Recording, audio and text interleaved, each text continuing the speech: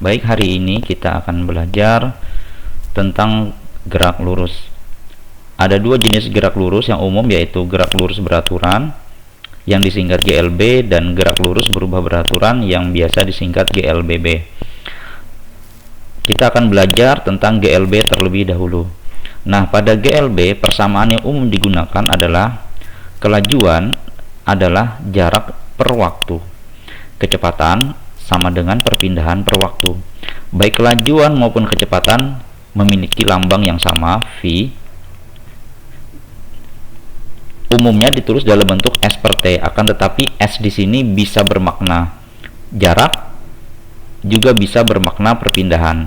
Jika S bermakna jarak, berarti yang dimaksud V adalah kelajuan. Jika S adalah perpindahan, maka V yang dimaksud adalah kecepatan. Yang dimaksud dengan jarak, perhatikan titik A dan B di sini. Misalkan A dan B memiliki jarak yang jika dihubungkan dengan garis jalur lintasannya, ya, jadi yang dimaksud dengan jarak adalah panjang lintasan dari A ke B ini. Lintasannya berbentuk spiral seperti ini. Sedangkan perpindahan merupakan jarak lurus yang ditarik dari A ke B. Jadi, misal jarak spiralnya ini, misalkan katakanlah 10 meter, kemudian jarak lurusnya ini adalah 8 meter, maka walaupun selang waktunya sama, maka kelajuan akan menghasilkan nilai yang berbeda dengan kecepatan. Kemudian grafik GLB pada umumnya, karena GLB perhatikan gerak lurus beraturan, yang beraturan adalah kecepatannya, yaitu kecepatan dalam GLB sama dengan konstan. V sama dengan konstan, dapat kita tulis seperti ini, V konstan. Karena V bernilai konstan, maka bentuk grafiknya adalah lurus seperti ini. Jadi tidak mengalami perubahan sepanjang waktu. Terkadang negatif boleh, kalau berada di atas 0 berarti dia bernilai positif. Adapun perpindahannya bertambah atau berkurang seiring dengan kecepatannya.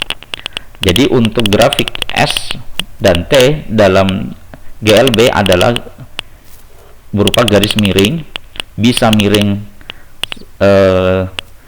membesar seperti ini dari kecil ke besar, bisa juga sebaliknya, ataupun berada di bawah nilai 0.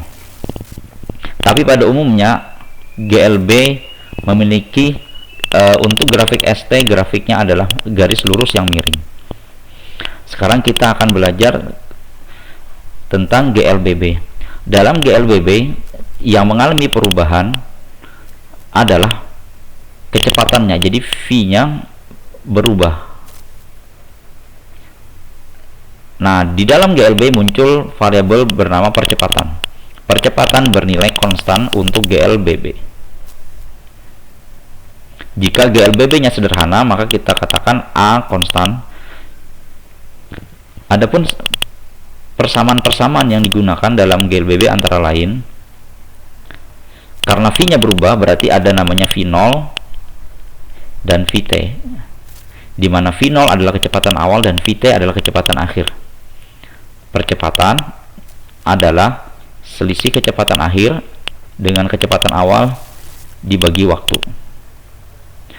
Adapun perpindahannya dapat kita tulis dalam bentuk persamaan.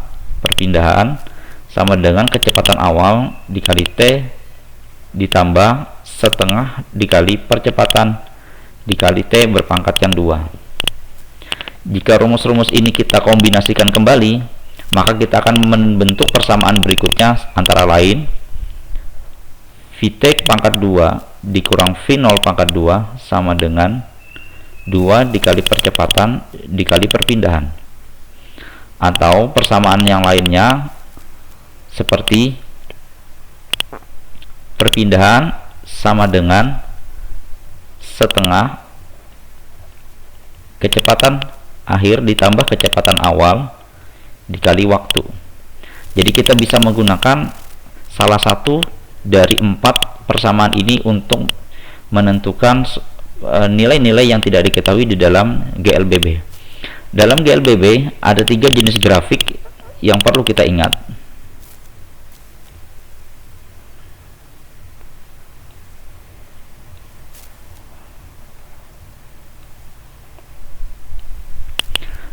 antara lain adalah VT, kemudian ST, kemudian AT. Karena GLBB berarti yang konstan adalah percepatannya, maka nilai percepatan sepanjang waktu adalah konstan untuk GLBB seperti ini. VT karena mengalami perubahan, maka bisa berupa garis miring ke atas, bisa juga berupa garis miring ke bawah. Jika garis miring ke atas itu menandakan kecepatannya meningkat, berarti mengalami percepatan. Sebaliknya, bila turun ke bawah di atas 0, maka kemungkinan benda mengalami perlambatan.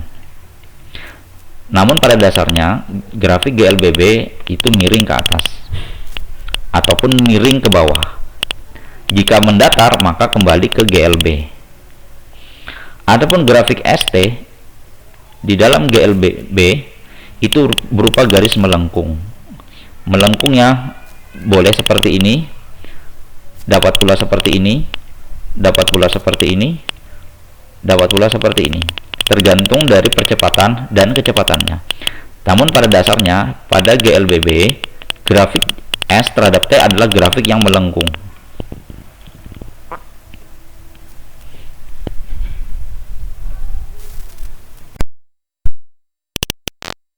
Posisi benda yang bergerak sebagai fungsi waktu ditunjukkan pada gambar.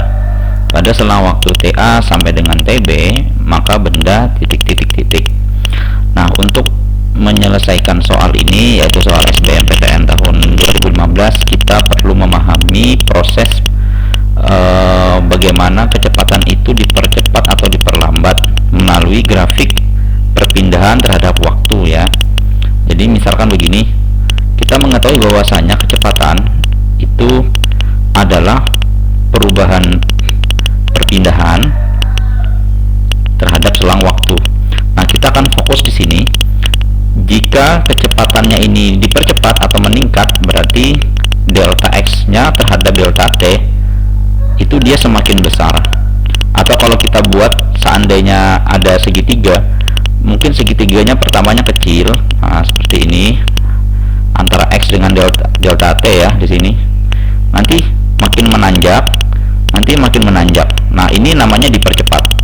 Beda halnya dengan jika dia perpindahannya itu semakin lama semakin mengecil segitiganya.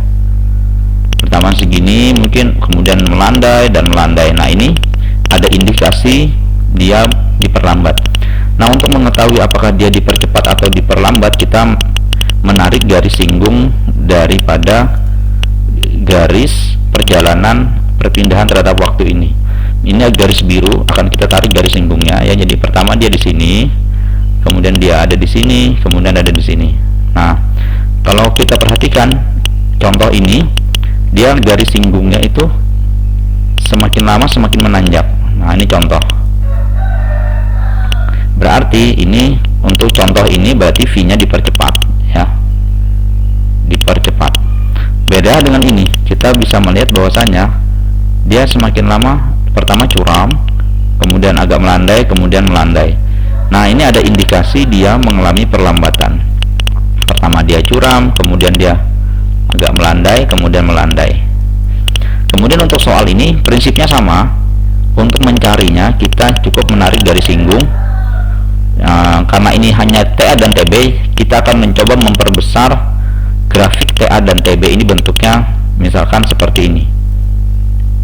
Kita akan perbesar garis TA sampai dengan TB. Kita akan coba perbesar. Jadi di sini rentangnya TA, kemudian di sini rentang TB. Oke. Kemudian kita coba tarik garis singgungnya. Kalau kita perhatikan garis singgungnya semakin lama semakin melandai. Nah, kalau semakin lama makin melandai, ini ada indikasi perlambatan. Jadi makin lama dia makin diperlambat, ya. Berarti jawabannya di sini kalau kita perhatikan optionnya, A bergerak dengan percepatan berubah. Percepatan berubah ini salah, seharusnya percepatannya konstan. B bergerak dengan kecepatan konstan, jelas salah, karena kecepatannya mengalami perubahan. Berhenti sementara. Adapun kalaupun berhenti sementara itu mempersyaratkan V-nya itu tepat di titik 0. Jadi V-nya jika dia pas di garis 0, nah ini berarti sempat berhenti, tapi tidak ada. Bergerak dipercepat, syaratnya bergerak dipercepat tadi kita bahas, dia garis singgungnya itu semakin menanjak ya, berarti ini salah. Maka jawaban yang benar adalah bergerak diperlambat. Jadi jawabannya adalah E.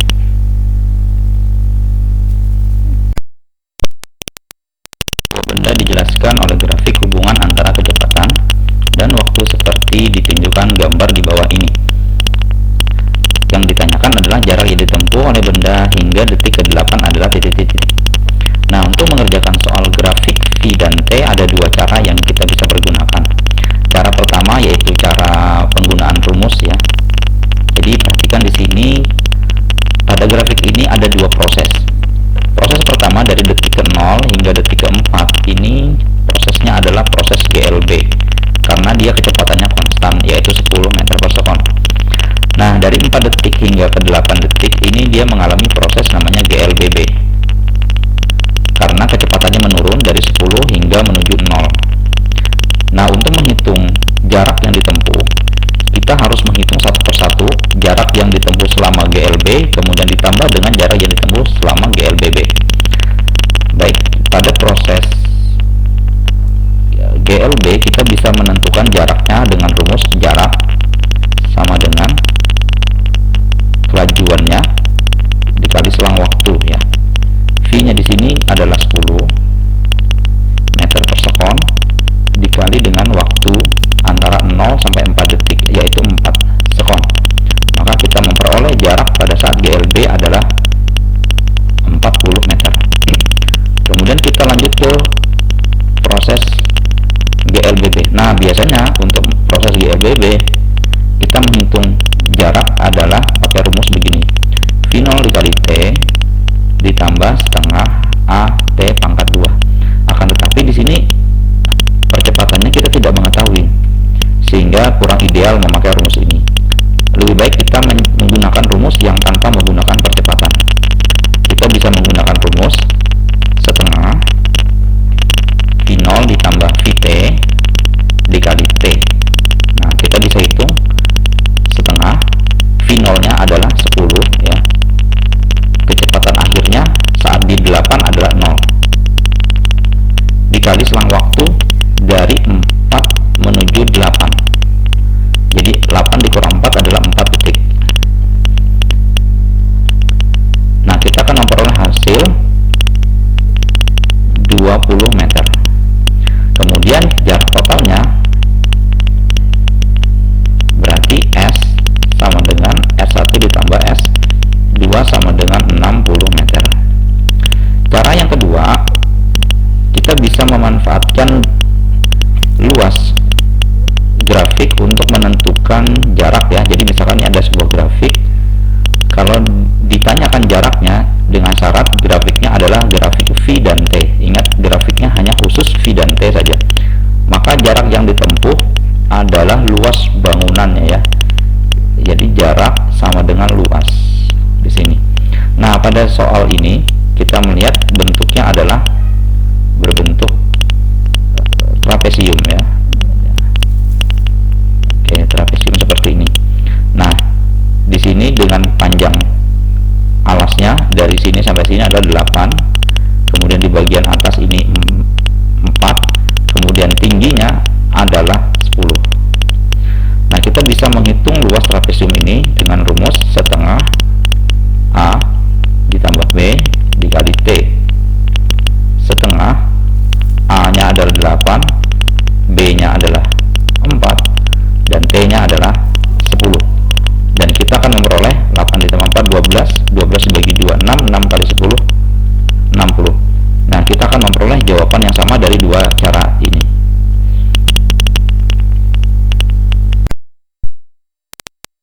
Sopir sedang mengendarai sebuah mobil yang bergerak dengan kecepatan tetap 25 meter per sekon.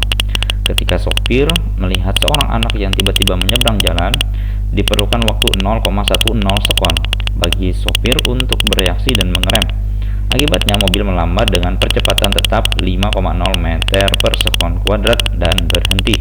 Jarak total yang ditempuh mobil tersebut sejak supir melihat anak menyeberang hingga mobil berhenti adalah titik-titik-titik. Nah, sebelumnya kita perlu menggambarkan situasi soal ini ya. Jadi untuk menyelesaikan soal ini kita gambarkan situasinya terlebih dahulu. Misalkan ini adalah mobilnya. Baik, mula-mula mobil bergerak dengan kecepatan konstan V sama dengan 25 meter per sekon. Nah, tiba-tiba dia melihat seorang anak menyeberang jalan. Oke, misalkan ini anaknya. Nah, di sini diperlukan waktu 0,10 sekon bagi supir untuk bereaksi dan mengerem. Artinya, saat melihat si supir belum mengerem ya.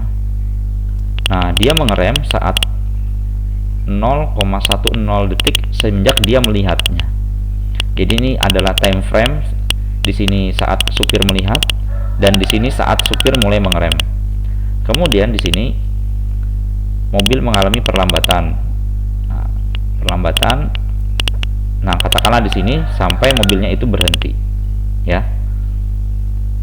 Pertanyaannya adalah berapakah jarak total yang ditempuh mobil? Berarti di sini ada dua proses. Proses pertama dari supir melihat sampai supir mengerem itu prosesnya adalah masih GLB. Nah, dari semenjak supir mengerem sampai mobilnya berhenti, inilah proses GLBB. Sehingga di sini ada dua cara atau dua proses yang harus kita hitung masing-masing. Untuk proses GLB kita hitung S1 dan GLBB kita tandai sebagai S2. Nah, untuk proses GLB kita hitung terlebih dahulu. S1 adalah jaraknya adalah kelajuannya dikali selang waktu. Di sini kelajuannya konstan 25 meter per sekon dikali waktu reaksinya ini adalah 0,10 sekon. Sehingga kita akan memperoleh nilai 2,5 meter. Adapun S2 adalah proses GLB. Biasanya kita menggunakan rumus P0 kali T ditambah setengah AT kuadrat. Nah, di sini kita punya kendala, kita tidak memiliki nilai T ya. Sehingga kita lebih ideal menggunakan rumus yang lain yang tanpa menggunakan T namun diketahui percepatannya. Sehingga kita menggunakan VT kuadrat dikurangi V0 kuadrat sama dengan 2 dikali A dikali S. Baik, di sini Vt adalah kecepatan akhir. Berarti kecepatan akhir saat di sini ya 0. V0 adalah kecepatan awal. Kecepatan awal saat di sini. Nah, di sini kecepatannya adalah 25 meter per sekon karena konstan ya. Di sini dia 25 meter per sekon kuadrat. 2 dikali A. A-nya adalah perlambatannya dari sini. Nah, di sini ada A. Di soal diketahui 5,0 meter per sekon kuadrat. Jadi kita masukkan tanda negatif karena dia mengalami perlambatan. Kemudian dikali S yang akan kita cari. Lalu kita selesaikan. 0 dikurangi negatif 625 sama dengan negatif 10 S2 dan akan kita peroleh S2 adalah 62,5 meter. Sehingga jarak totalnya adalah S total kita bisa hitung 2,5 ditambah 62,5 sama dengan 65 meter. Nah, di sini tidak ada jawabannya ya, tapi pada dasarnya jawabannya adalah 65 meter.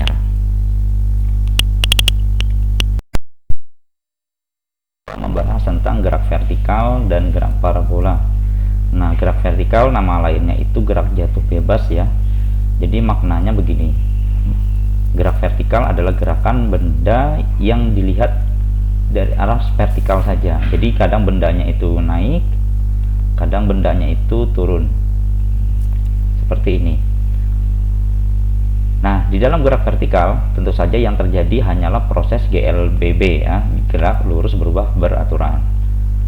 Nah, kalian masih ingat rumus-rumus GLBB? Kita tinggal menerapkannya saja ke dalam gerak vertikal. Hanya saja perlu diingat bahwasanya di dalam gerak vertikal percepatan yang kita biasa pelajari sebagai huruf A itu diganti dengan percepatan gravitasi bumi yang selalu mengarah ke bawah.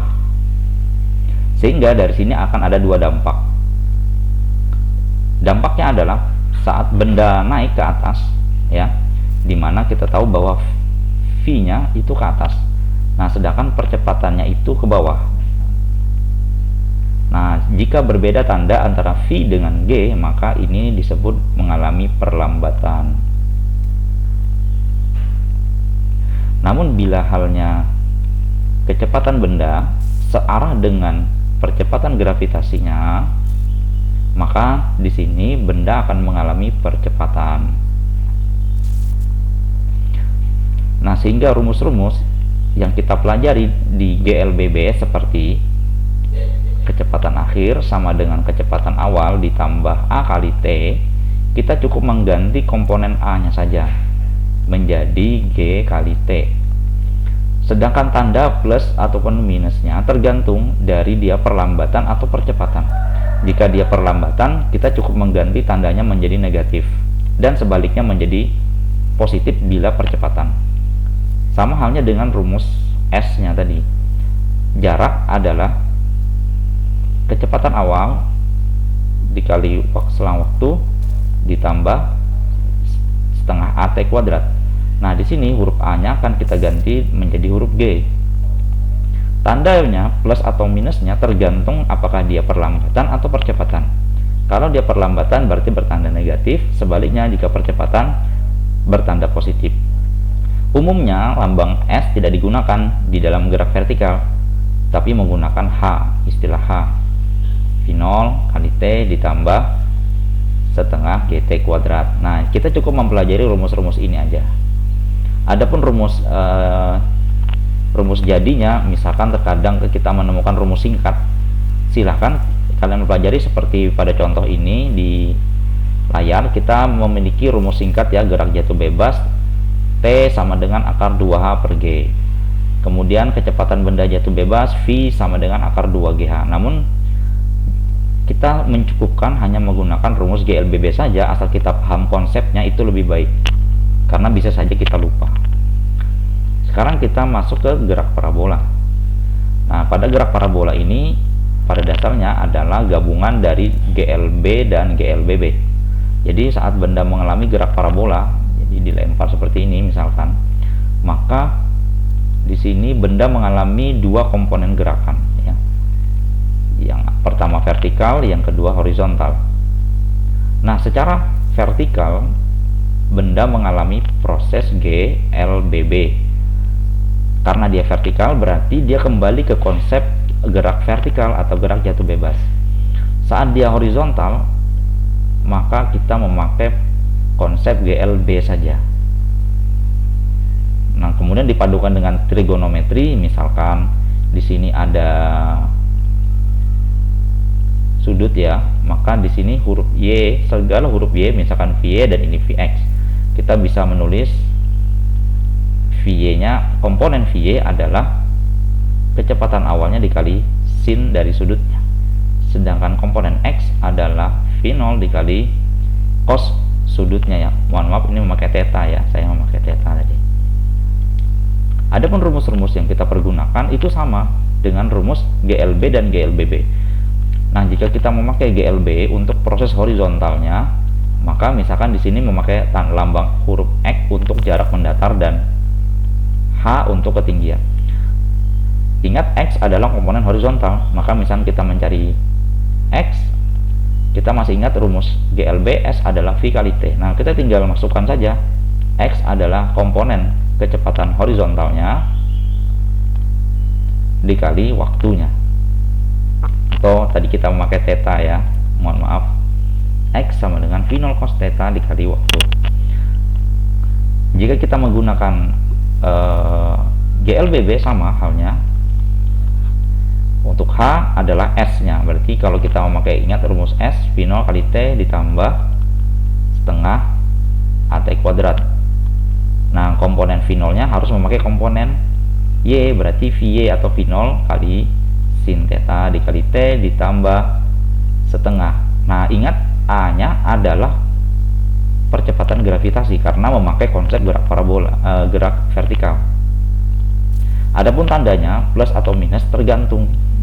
Dilihat Kalau dia mengalami perlambatan, bergerak naik, berarti di sini memakai tanda positif.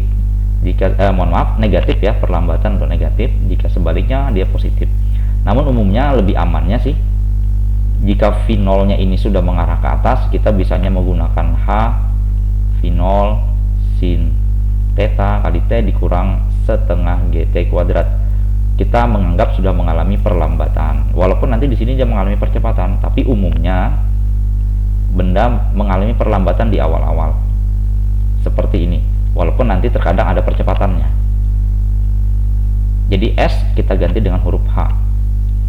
Nah, begitu pula untuk misalkan kecepatan akhirnya, karena ini GLB tidak ada kecepatan akhir, jadi kecepatan awal sama saja dengan kecepatan akhirnya karena dia mengalami proses GLB. Adapun GLBB, hati-hati, dia mengalami perubahan kecepatan. Berarti kecepatan akhir dari Y adalah, ingat, kalau kita lihat rumus asalnya, Vt sama dengan V0 dikurang A kali T. Kenapa tandanya kurang? Tadi saya jelaskan karena kita memakai perlambatan ya. Berarti kita bisa menjadikan rumusnya menjadi Vy sama dengan V0 kali sin alfa, nah dikurang GT, seperti itu.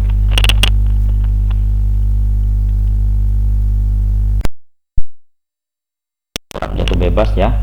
Sebuah batu dilempar vertikal ke atas dengan laju 30 meter per sekon dari puncak sebuah gedung yang tingginya 80 meter. Jika besar percepatan gravitasi 10 meter per sekon kuadrat, maka waktu yang diperlukan batu untuk mencapai dasar gedung adalah titik-titik-titik. Baik, kita lihat proses soal ini ya. Jadi sebuah batu dilemparkan dari puncak gedung. Nah, tinggi gedung itu kita tulis di sini adalah 80 meter. Jadi ini adalah tinggi gedung sampai dasarnya, dari puncak sampai dasar. Kemudian batunya dilempar dari puncak. Kita ibaratkan gini, di puncak, kemudian nanti dia ke dasar ya, karena yang ditanyakan waktu yang diperlukan untuk mencapai dasar gedung. Berarti waktu yang ditanyakan adalah dari pelemparan ini sampai kembali ke dasar ya, dasar gedung. Nah, di sini kita perhatikan kita akan mengalami dua proses ya. Proses pertama itu adalah proses naik ya. Proses naik ini kita sebut aja dengan namanya T1. Kemudian ada lagi namanya proses turun. Nah, ini proses turun ini dari puncak sampai ke bawah, ini kita sebut dengan namanya T2. Jadi total waktu nanti kita akan jumlahkan T1 dengan T2. Baik, sekarang kita tinjau proses 1 ya. Kita akan tinjau proses 1. Nah, di proses 1 gambarnya kurang lebih seperti ini. Di proses 1 kecepatan awalnya adalah 30. Kecepatan akhirnya, nah karena dia di puncak berarti dia berhenti sesaat, berarti 0. Ingat ya, karena dia bergerak ke atas, sedangkan perlambatan yang ngarah ke bawah ini menandakan apa? Perlambatan. G-nya ngarah ke bawah, V-nya ngarah ke atas. Kita bisa menghitung T-nya dengan rumus kecepatan akhir sama dengan kecepatan awal dikurang G kali T. Ini asal muasalnya ditambah, cuman karena dia perlambatan berarti kita memakai tanda negatif. Langsung saja Vt sama dengan 0 sama dengan 30 dikurang G-nya di sini diketahui 10 ya, 10 kali T. Kita akan memperoleh T-nya sama dengan 3 sekon. Sekarang kita tinjau kalau kita ingin menghitung proses kedua. Nah, di proses kedua ini seperti ini gambarnya. Di proses kedua justru sekarang V0-nya yang 0. Nah, di sini Vt-nya yang tidak kita ketahui. Karena kita tidak mengetahui Vt, maka kita membutuhkan ketinggian total dari sini sampai bawah. Nah, ketinggian total ini adalah tinggi gedung ditambah puncak dari lemparan. Jadi puncak dari lemparan ini yang ada di sini tadi, prosesnya kita sebut saja namanya H1. Jadi di sini ada proses H1, sedangkan tinggi gedung 80 meter kita sebut dengan H2. Nah, kita perlu mencari H1 terlebih dahulu untuk mencari jarak total dari puncak hingga ke dasar. H1 kita bisa menggunakan bantuan proses 1. H1 adalah V0 dikali T dikurang ya. Kenapa dikurang? Karena dia mengalami perlambatan. Setengah G T pangkat 2. V0-nya adalah 30, T-nya adalah 3, dikurang setengah dikali 10 dikali 3 pangkat 2. Kita selesaikan. 30 dikali 3, 90, dikurangi 10 kali 2, 10 kali setengah itu 5 dikali 9, 45 ya, sama dengan 45 meter. Nah, kita sudah memperoleh dari puncak hingga ke dasar ini totalnya adalah 45 ditambah 80 ya, sama dengan 125. Kita menggunakan ini untuk menghitung waktu dari puncak sampai ke dasar menggunakan rumus jarak juga. Berarti H sama dengan V0 kali T ditambah. Nah, kenapa ditambah? Karena dia mengalami percepatan. Jadi bendanya itu atau batunya itu mengarah ke bawah, percepatannya juga mengarah ke bawah. Ditambah setengah GT pangkat 2. V0 nya adalah 0 ya. 0 dikali T ditambah setengah dikali 10 dikali T pangkat 2. H-nya adalah 125. 125 sama dengan 5 T pangkat 2. Berarti T pangkat 2 sama dengan 25, T sama dengan 5 sekon. Nah, kita akan jumlahkan 5 ditambah 3 sekon, maka akan kita peroleh jawabannya adalah 8 sekon. Seperti itu. Soal selanjutnya ya, sebuah bola berada di tepi sungai selebar 4 meter seperti ditunjukkan pada gambar. Perbedaan tinggi antara kedua sisi sungai tersebut adalah 15 cm. Kemudian bola dipukul mendatar.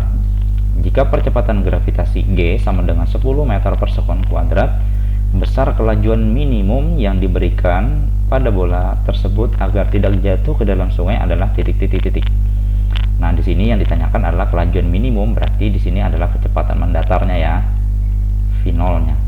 Adapun proses gerakan bola itu sendiri itu kalau kita lihat minimumnya dia harus bisa mencapai ini, titik ini. Nah, bolanya harus tepat di sini. Dengan kecepatan V0 berapa agar hal tersebut bisa tercapai. Baik, kita lihat di sini ya. Bola memiliki komponen kecepatan horizontal ya, kecepatan komponen horizontalnya yaitu Vx. Nah, di mana Vx ini kalau dia melakukan gerak parabola, kita masih ingat bahwasanya komponen horizontal adalah GLB ya. Sehingga Vx adalah kecepatan awalnya dikali cos theta. Karena dia mendatar, sudutnya adalah 0. Nah, cos theta-nya adalah 1, cos 0 adalah 1. Maka Vx sama saja dengan nilai V0-nya. Adapun kecepatan vertikalnya, karena benda hanya mengarah ke sumbu X ya, dan juga sudutnya 0, berarti komponen V0y V0 dikali sin theta. Sin theta-nya sin 0, berarti 0, tidak ada nilainya. Setelah kita mengetahui komponen-komponen kecepatannya, kita bisa menggambar ulang prosesnya seperti ini supaya lebih jelas ya. Saya akan menggambarkan prosesnya. Jadi bola turun dan dia seperti ini. Nah, di sini adalah nilai X yang diketahui, yaitu 4 meter. Sedangkan di sini adalah nilai dari H-nya, ketinggiannya adalah 15 cm. Ya, kita jadikan meter saja supaya aman.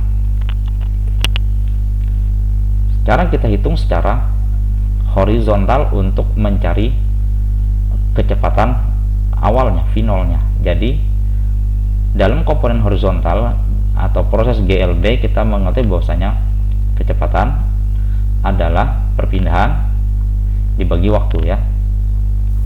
Nah, di sini V adalah V0-nya itu sendiri. X-nya adalah 4 meter dibagi selang waktu. Dan kita belum menemukan waktu dari proses perjalanan bola ini. Untuk mencari proses waktunya atau T-nya ini, kita membutuhkan bantuan gerak vertikalnya. Di gerak vertikal terjadi proses GLBB, di mana benda itu turun ke bawah ya. Dan kita akan menghitung selang waktu dari atas hingga ke bawah. Kita sebut dengan T tadi.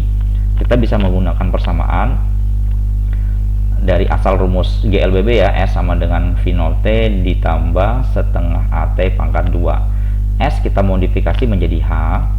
V0 karena ini adalah komponen vertikal, berarti kita menjadi V0 dikali sin theta dikali T. Sekarang A, karena ini sama halnya dengan gerak vertikal, berarti kita menggunakan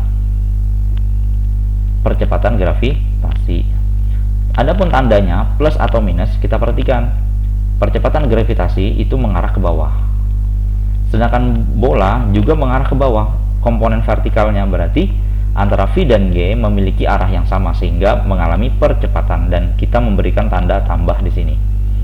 Sekarang kita tulis H. H-nya diketahui di soal adalah 0,15 meter. V0 sin theta tadi kita hitung 0 ya, kita tulis 0 ditambah setengah dikali G-nya 10 diketahui di soal dikali T pangkat 2. Kita hitung 0,15 dibagi 5 sama dengan T pangkat 2. Karena di sini ada desimal, yuk kita jadikan ratusan. T sama dengan 15 dibagi 500 atau dibagi 3 lagi, berarti 3 per 100 ya, 3 per 100. Ini masih T pangkat 2. T sama dengan akar 3 per 100 atau akar 3 per 10. Nah, kita udah menemukan nilai T nya, berarti kita tinggal substitusi ke dalam V0 ini. V0 adalah 4 dibagi akar 3 per 10, sehingga jawabannya adalah 40 per akar 3. Baik, ini adalah jawabannya.